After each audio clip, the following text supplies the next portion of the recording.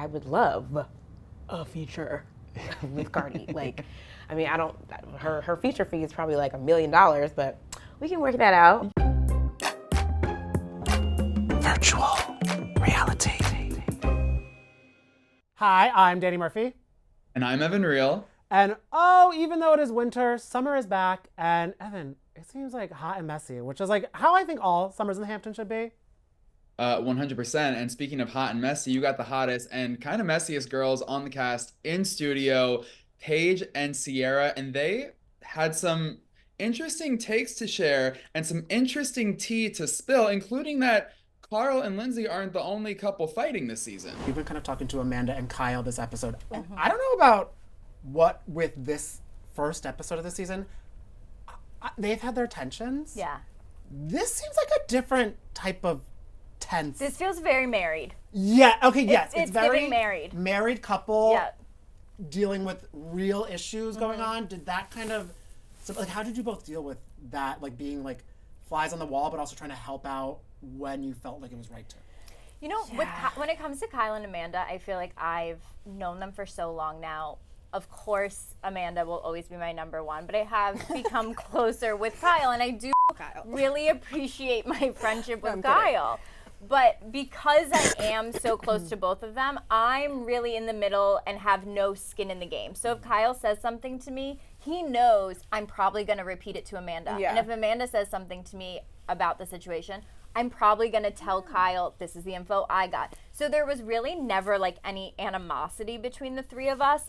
And I feel like I know them maybe the best in the house in terms of their relationship. So I feel like they felt comfortable saying certain things to me, but because there was no judgment, no bias. And there's no sides. I think like sometimes maybe Kyle might think that like we only listen to Amanda, but we listened to Kyle a lot this summer. And I think that like they both have valid points in their own, and the goal is always to bring them together and not separate them more. I'm also not going to tell any of the other ladies that you said Paige and Ciara are the messiest and hottest, because I think all of the Summer House girls equally hold those candles pretty well. Because yes, exactly, because Amanda is bringing some mess with Kyle, because I was kind of like, we saw in the teaser of the trailer Kyle crying. Amanda. No, I'm so mad. And everything like that. But apparently Ciara and Paige, they told us that they had to tell Kyle to kind of like light a fire under his ass and put the lover boy down and focus on his damn wife. Well, do you know what's really funny, Danny, is when Kyle told you that Paige and Ciara made him cry, I was like, oh, Kyle. And then it was really interesting to see how kind of cold and stoic and to the point Paige and Ciara were about the situation. They were like, that dude cries all the time. It really wasn't that big of a deal. They did not care. Oh, the way they were really Ariana Grande, yes, and? But what happened? Okay, stop. Kyle cries though. We're no straight. First of all, the guys you're welcome cry. for making a man cry. I'm just doing the Lord's work. Yeah. Like, what about it? Paige was like, I think Paige even said she wanted a medal. Oh yeah, she was like, for making a man cry, which honestly, like, props to her, a medal, a trophy, a crown, whatever she needs, because I support that. Let's make all men cry, except for us. If Paige brought me to tears, I'd actually be excited. Okay, yeah. Paige is the only one that I would like to force me into watershed, yes. Especially after I was like I maybe spent too long ogling the thirst trap Craig posted. Okay, he looked hot, and I am so happy he posted that thirst trap. I felt like he posted it solely for me, but Paige's response was so hysterical. She was like, is this a thirst trap? She was I just want to confirm that you think this is a thirst trap. If so, we're going to have to discuss this later. Apparently, Paige is not about her man posting thirst traps. I, on the other hand, am very much about her man posting thirst traps. I'm thirsty. Oh, they're parched. Honey, it's the summer. And I wonder if maybe she's just like, I want to give him a little tips to how to do a little bit more like flex. I mean, he did not need any tips because it looked amazing. But I don't know, maybe she wanted to just like, we can work on something together. Well, and I think that Paige has also been sort of like leaning into her sexy vibe lately. She often chooses not to wear pants. Oh, and if I had her legs, yeah. And do you know what? Maybe she just wanted to have a little chat with Craig because she wants to coach him through his pantsless era. Excited and scared. Excited and scared of that. Uh-huh. You know what I mean, if you told Alexia and Marisol that, they would say, ay, por favor. And speaking of I Por Favor, their podcast, did you hear? The title alone, Are We Being Scammed? I think they called it. Evan. Yes. I think it was like, are we being scammed or likely a scam? And basically, it was just like an hour diatribe against Larsa Pippen, accusing her of allegedly faking her split with Marcus Jordan for the sole purpose of generating headlines. They thought it was a PR ploy. They don't think it's real. I'm starting to feel like we've all been scammed. And my mind is going a million. Ooh, so Larsa's a scammer too? Are you repeating? I am feeling like this whole little scenario has been some sort of a scam. Because here's one thing that I know, because I had a PR firm and I was a publicist. Jesus, I've dropped that a lot today. That happened a long time. I know about press and paparazzi very well. And I know where they hang out. Of course. I know they hang out all over the beaches. How did they know that we're getting back together on Valentine's Day? And then Larsa, she wasted no time going on 2 teas in a pod. We're trying to work things out. We spent some time apart, and I feel like we both realized that we do want to work on our relationship. We do want to be together, and now we just have to do the work. I think that when a breakup lasts less than 24 hours, maybe you don't call it a breakup. If the Insta story about your ex is still up while you're getting the ring, I don't know what we're going to call that. Yeah. Well, she did say the ring that she wore with her white gown on her Valentine's Day date was from her Larsa Marie jewelry collection. So we love a housewife who peddles her own products. I'm thinking of possibly buying that. It's so funny because everyone was like, oh my God, her diamond ring. But if it's Larsa Marie, it might be CZ, which is great because that's more in my price range. CZ top. Yeah. Oh. Which, I mean, gorgeous, loved it. But I do, and I mean, even Alexia would say everyone does a lot of good businesses. We're all very successful. But I died so much, because, you know, we love Alexia, where she was like, Larsa's not even that famous. What is she doing all this for? Clearly this relationship isn't real. But I want her to be happy. I know. Oh my God. Our Taurus queen. Oh, Alexia. She just really has a way with words. All the Miami ladies have a way with words, because Kiki gave us a little more of a tease, not just about Larsa, but also about the reunion. Because do you remember when Adriana said 2 people entered the reunion and came as friends, left as enemies? Kiki was like, I thought they would not leave as friends. The reunion was a little chaotic.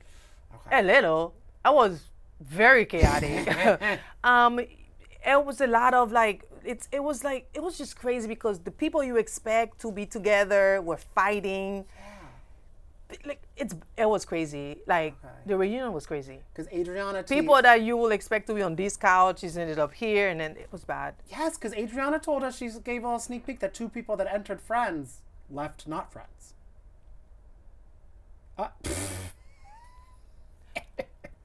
2 people that I saw. Well, I don't know how much Adriana knew, but whoever the 2 people she thought was entered friends were not friends. I feel like I kind of know that.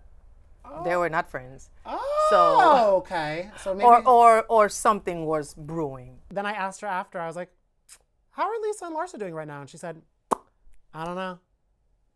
Oh, so Lisa and Larsa are possibly on the outs. Well, we definitely know that, especially after this podcast, Alexia and Larsa are absolutely not cool. It has since come out that it was Alexia and Larsa who had this big, massive backstage fight. Remember when Andy Cohen posted a story and there were like 2 women screaming in the background? Fans have put it together that it was Alexia and Larsa. And then last week, we got info that Marcus Jordan allegedly had a blow up backstage and said some crazy things about the women. And then even Julia said as much on Watch What Happens Live. And then when she was chatting with Dorinda Medley on Reality Check for Sirius XM. So I'm wondering if the Larsa versus Alexia had anything to do with Marcus's alleged blow up. Because in the little teaser they gave at the end of the Miami, I don't think it's the entire trailer, there was no Marcus. There was a lot of Larsa heat, and so I am very curious to see what is going to go on there. And I love you talking about how Julia spilled tea to Dorinda, because I always get so invested what the ladies do when either they decide to pause or they go off pause, because something Candiace told you when you spent 24 hours with her gave me a little pause. I'm happy for whatever she wants to do, but it made me press pause on drive back to pause on my feelings because I love Candiace. I love her on Potomac, but I also just love her. I know. Yeah. So I was able to spend an entire day with Candiace Dillard Bassett from the Real Housewives of Potomac when she came to LA to perform the national anthem at a Lakers game, which was like such a cool experience. A lifetime experience. Wow. And it was like the weekend that they unveiled this Kobe Bryant statue. So the energy was just like resonating from every corner of the crypto Kelly arena. Rowland was there? Kelly Rowland was there, which was so insane. Better seats than the Today Show. Better seats than the Today Show, I'll tell you that much. Yes. Yeah, she had courtside seats that she seemed to be very happy with. This happened before the Today Show debacle. But yeah, Candiace performed the national anthem, and like there were a bunch of celebrities there, like Jay Shetty and Will Ferrell and Anthony Kiedis from the Red Hot Chili Peppers. And then Kelly Rowland was there, and Candiace and I, we were sitting behind the basketball hoop, and we had no idea that Kelly Rowland was in the house. And thank God that Candiace didn't know that Kelly Rowland was in the house during the performance, because once she found out, she like absolutely lost it, because like she's a Beyonce girl, she's a Destiny's Child girl, like Kelly Rowland, she grew up idolizing her. So that was a really big deal for her. But like you mentioned earlier, a really big deal for me, and I know now for you. So Candiace, we started the day sipping some tea. It's a throat coat tea that she drinks 2 cups of on every performance day. But while we were drinking tea, she spilled a little bit of tea that she has a plan to one day leave the Real Housewives of Potomac to pursue music full time. It's not coming just yet. She says for now she's happy on the platform. Okay, good. Do you feel like you would ever seriously outgrow reality TV and leave it altogether? Is there like a strategy in place? In life, if you don't always have a plan, what are you doing? So we've got a plan? There is definitely a plan. I'm so grateful for the platform that I've been given with Bravo. They have supported me immensely with my music career, with my acting career, with just my love for, wanting to express myself as an artist. They've really given me the space to talk through and talk about my love for that industry.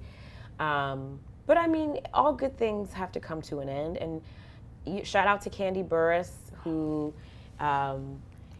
is kind of a hero for me. She's always been a hero for me, but I love that she's made this clean, beautiful, peaceful exit, or break, as she put it, because she's just so wrapped up in all of these successful endeavors, and including music, including theater, entrepreneur, everything she's doing. She's like insane in the greatest way. So I would love to, someday take a page out of her book. But don't be surprised if she pulls a Cardi B and leaves to go get her Grammy. So I was devastated, because obviously we love her on the show, but also happy for her that she is pursuing her passion. But you know why I feel we got a few more years left of Candiace on Bravo? Why? Because she loves singing, but she also loves giving her thoughts unfiltered about her castmates from their various endeavors. Because didn't you talk to her not only about Ashley's music career, but her new foray into fashion? Yeah, so this was after Candiace let me help her pick out an outfit for her national performance. A high honor. And that was the ultimate honor. And then we sat down to lunch, and I was like, speaking of fashion, I just want to get your thoughts on Giselle and Ashley's new athleisure line, GNA, because you were present for the presentation. So what do you think? And she had some, typical Candiace shade to throw their way. How would you describe the GNA line? Very, very creative. In what ways? Imaginatively creative, and courageous, very brave. Mm-hmm. And Candiace also threw me for a loop when she basically called out Beyonce, one of her idols, for secretly taking style inspiration from her Potomac castmate Karen Huger, which obviously, I don't know, like Candiace certainly thought that Karen was the source of inspiration for Beyonce's Grammys look with the hat and the This jacket. ain't Texas. This is Potomac. Okay. Exactly. I mean, I immediately thought of Karen. Do you think that Beyonce secretly Did you see? changed? Did you see all the memes where it was Kyle Richards and no, it was Casey Musgraves and Beyonce, and they were like, "Oh my God, the Grand Dame met Kyle Richards." I did see that. That was amazing. Do you know what was really interesting though? Was that Candiace, she said that she had this theory about when Beyonce most likely started watching Real Housewives of Potomac. We did acknowledge that she uses Kenya Moore twirl vernacular in formation. So she was probably tapped into to Housewives via Kenya, but Candace seems to think that when Ashley called Karen Huger like a low budget Tina Knowles or like a broke Tina Knowles, that somehow got Tina's attention and therefore got Beyonce's. That I feel I could see that happening because I could see Tina Knowles being like, "Beyonce, you have to come look at this," like because I know you're an Atlanta fan. Check out what's happening over here near DC. That has to be such a rush for the Bravo ladies and gents that like you don't know when and how and where Beyonce could be watching you. And I love the thought of that. I hope that Beyonce is watching this episode of Virtual Reality right now. I would have combed my hair better if she was.